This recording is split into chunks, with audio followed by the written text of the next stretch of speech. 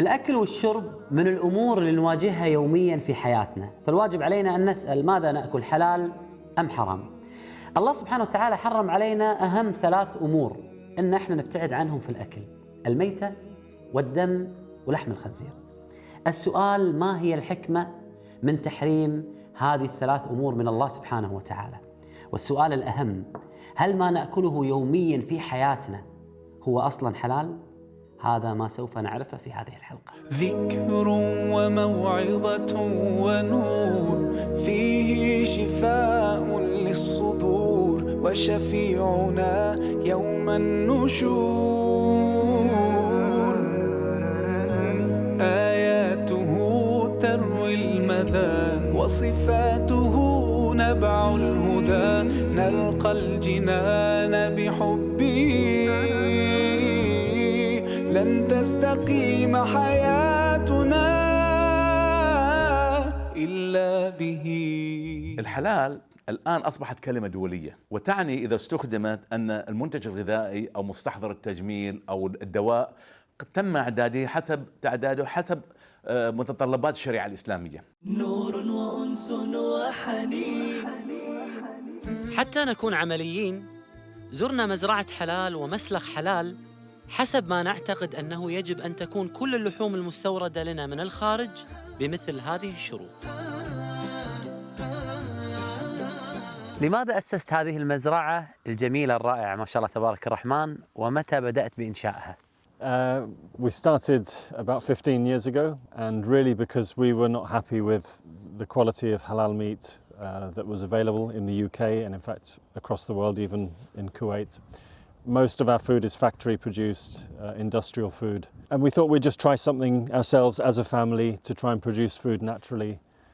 So 15 years ago we sold our house, we bought the farm and we started farming. ماذا يميز شركتكم خاصة من ناحية الذبح؟ Bizim şirketimizin en önemli hassasiyetlerinden birisi organik bir hayvan üretimi ve kesim sürecini takip etmek. Bunun yanında helal kesim normuna çok ehemmiyet veren bir firmayız. Lezzet ve helal kesim standartını bir arada tutup müşterilerimize gerçekten ağızlarında, damaklarında iz bırakacak bir lezzeti sunmayı amaç edilmiş bir müesseseyiz. خلونا نعرف ماذا حرم الله سبحانه وتعالى علينا من الأكل والأطعمة. أبي أتفكر معاكم في هذه الآيات العظيمة. يقول الله عز وجل: قل لا أجد فيما أوحي إلي محرما على طاعم يطعمه. الله سبحانه وتعالى يقول أنه لا يوجد محرم في الأكل والأطعمة إلا هذه ال3 أمور في الآية، إلا أن يكون ميتة أو دما مسفوحا أو لحم خنزير. الميتة هي البهيمة التي تموت من غير تذكية فيبقى الدم داخلها، لذلك هي محرمة في الإسلام، وسبب تحريمها الآية التي بعدها. يقول الله سبحانه وتعالى: أو دما مسفوحا. كل العلماء وكل الأطباء يقولون أن هذا الدم ينقل السموم من الخلايا إلى خارج الجسم، لذلك هو محرم. ثم يقول الله سبحانه وتعالى: أو لحم خنزير. موضوع الخنزير لأهميته سوف أخصص له حلقة كاملة أتكلم عنها. We thought the important thing is if you look in the Quran, you see that the word halal is nearly always mentioned with the word tayyib. نعم. So halal means it's acceptable. كل ما في الأرض حلالا طيبة. نعم. فطيب يعني ممكن تفسرها بالorganic or natural. نعم. Yeah. But the food we're eating is not natural. نعم. We focus on the slaughter, the ذبيحة, and as if that's enough. But we need to look at what happened before that. احنا نعتقد بأن الحيوان أو الطير يجب أن يذبح باليد ويسمى على كل ذبيحة. المسلخ يبي يذبح أكبر عدد من الذبائح حتى إيش؟ يطلع فلوس. فبس ما يكون على حساب الحلال والحرام بالنسبة للمسلم. قمنا بزيارة معهد الحلال في أسبانيا، وهو يعد من أشهر المعاهد الأوروبية ومقره في قرطبة. Este es nuestro propósito, es decir, proteger el uso de la marca de garantía halal en las industrias españolas, desde mataderos a fábricas de gominolas. Actualmente podemos decir que certificamos en torno a unas 350 empresas en toda la geografía española. بالنسبة لمعهد الحلال يعتمد أساساً في معاييره على نفس معايير المجلس العلمي الإندونيسي، والتي تتفق يعني عموماً مع معايير السميك اللي هو يعني التابع لتركيا. في بعض الخلافات البسيطة أهمها يعني باختصار يتعلق في مسألة قبول التدويخ أو عدم قبوله في مسألة الذبح. فالأصل يعني الأصل في الذبح هو الذبح بدون تدويخ، والاستثناء يعني يمكن قبول التدويخ بشروط معينة وبضوابط معينة. دكتور، هل تعتبر الذبيحة حلال إذا تم صعقها كهربائيا قبل النحر أو تخديرها؟ هو الصعق إما أن يكون مميتا إذا صعقت البهيمة قبل الذبح، إما أن يكون مميتا أو غير مميت. إذا كان مميتا فهذه محرمة وتعتبر وقيذ، ومن أصناف الموقوذات التي ذكرها الله عز وجل في آية التحريم، وعلامتها أن ما يكون فيها يكون الدم متخثر، وهذا غالبا يكون في الحيوانات اللي نفسها ضعيفة جدا مثل الدواجن والطيور وغيرها. الصعق القوي يميتها. أما إذا كان مخدرا وبقيت روح في البهيمة أو في أي نوع من أنواع الحيوانات التي يحل أكلها فذكيت وسال الدم، فهنا تكون مباحة. وذكرت الآيات صور أخرى للميتة، فقال الله سبحانه وتعالى: والمنخنقة والموقوذة والمتردية والنطيحة. وعلل العلماء سبب تحريمها أنها ميتة، والدم لم يسال منها ولم يخرج منها. لذلك النبي صلى الله عليه وآله وسلم أمرنا بالتذكية، وأن تذبح البهيمة من ناحية الأوداج من هذا المكان حتى تخرج كل السموم وكل الدم من هذه البهيمة حفاظا على صحتنا. وهذا من الإعجاز التشريعي في الإسلام. ايش راح يصير يعني من ناحية الحيوية الحيوان؟ يعني المخ محتاج حق دم. عندما تذبح الحيوان يعني الدم ما يروح حق المخ، فالمخ يقول حق القلب اسعفني، فالقلب يقول حق أجزاء الجسم اسعفونا، فالحيوان يبدأ ايش؟ يعصر نفسه ويتشنج حتى ايش؟ يضخ الدم إلى القلب، ولكن ايش؟ في فتحة فيخرج كل الدم وتنظف الذبيحة بطريقة طبيعية. فإنهار الدم وإخراج الدم في وقت أسرع يجعل أن الميكروبات تتكاثر بصفة أقل في مسألة. هذا سيؤثر على أن مدة صلاحية اللحم ستكون أكبر على حسب هذه الدراسات. إذن ماذا تعني كلمة الأكل الحلال بالنسبة لك؟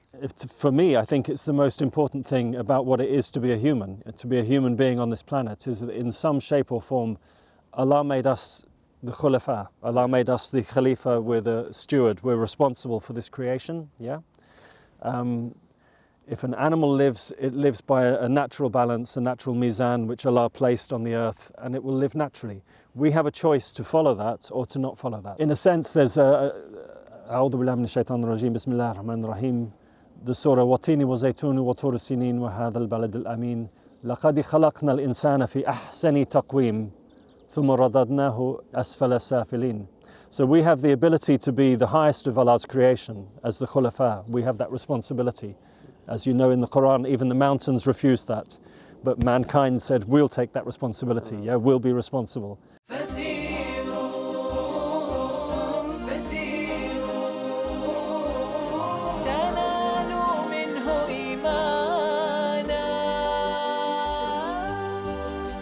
دكتور، ما هي الحيوانات المحرم أكلها حتى لو تم تذكيتها؟ المحرمات من الحيوانات ذكر العلماء لها ضوابط ولا تزيد على 5 ضوابط. الضابط الأول: كل ذي ناب من السباع. كل حيوان له ناب وأن يفترس بهذا الناب، فلا بد من هذين الوصفين: له ناب ويفترس به، مثل الأسود والنمور والفهود وغيرها. الثاني: كل ذي مخلب من الطير يصيد به، مثل الصقر والبازي والشاهين وغيره. والضابط الثالث: كل ما أمر الشرع بقتله. هناك في مجموعة من الحيوانات والحشرات أمر الشارع بقتلها، مثل الغراب، الحية، العقرب، الفأرة، هذه أمر الشرع بقتلها، فلا يمكن أن يأمر بقتل شيء ثم يأذن به. فهذا من أصناف المحرمات. أيضا من الضوابط: كل ما نهى الشرع عن قتله. هناك مجموعة من الحيوانات والطيور نهى الشارع عن قتلها. الضابط الأخير: كل ما هو مستقذر، اللي متخلق من النجاسة، مثل الجعلان والصراصير وكثير من الحشرات، أو الذي يتغذى من النجاسات والقاذورات والجيف. فلا شك أن اللحم يتخلق وينبت على هذه القاذورات، ولا شك أن الشريعة تنهى عن النجاسات والقاذورات وتنهى عن كل خبيث.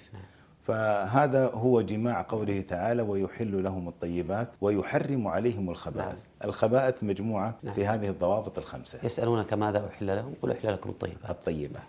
وبذلك تكون كل الأنعام أكلها حلال بشرطين: التذكية والتسمية. فالله سبحانه وتعالى يقول: فكلوا مما ذكر اسم الله عليه، وقال عز وجل: ولا تأكلوا مما لم يذكر اسم الله عليه. والنبي صلى الله عليه وآله وسلم أوصانا بوصية عظيمة: رحمة ورأفة بالحيوان، فقال عليه الصلاة والسلام: إن الله كتب الإحسان على كل شيء، فإذا قتلتم فأحسنوا القتلة، وإذا ذبحتم فأحسنوا الذبح، وليحد أحدكم شفرته. لماذا يا رسول الله؟ قال: فليرح ذبيحته.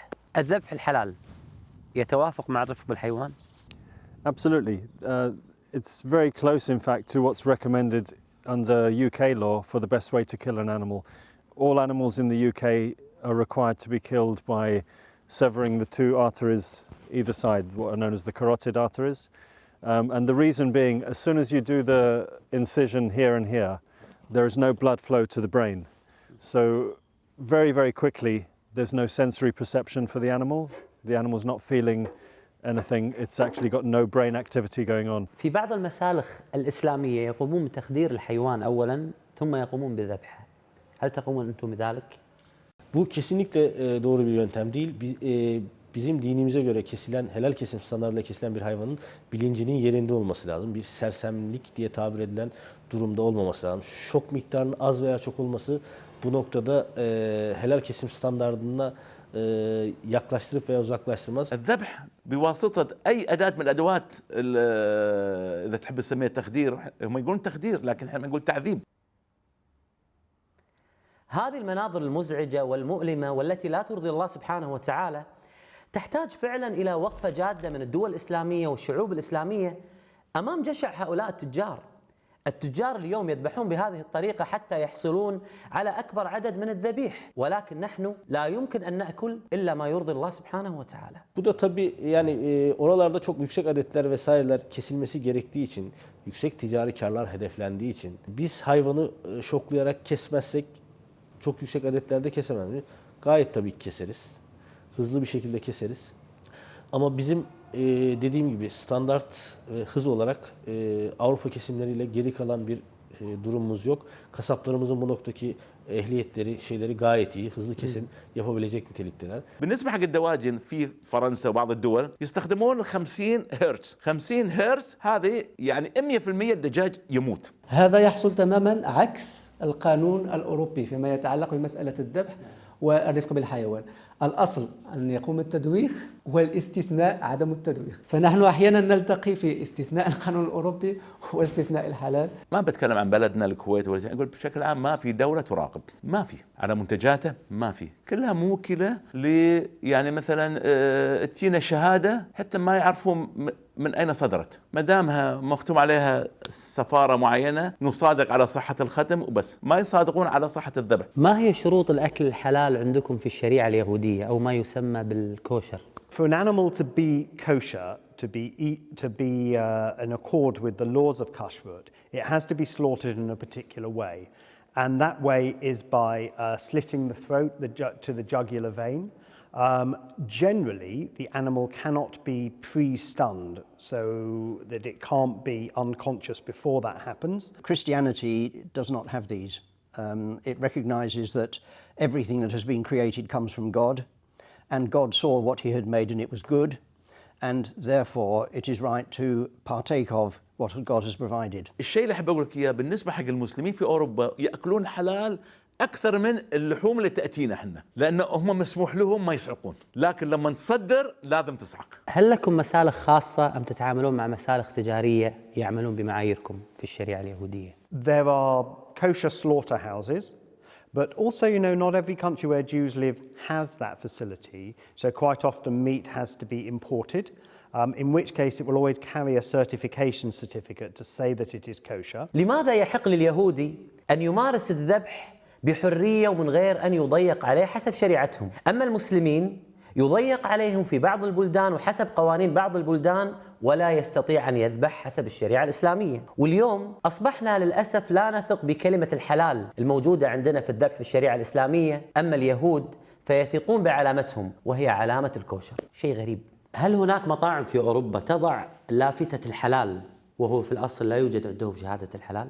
أغلب المطاعم في أوروبا إلا باستثناء البعض ليست لها شهادة حلال كمطعم.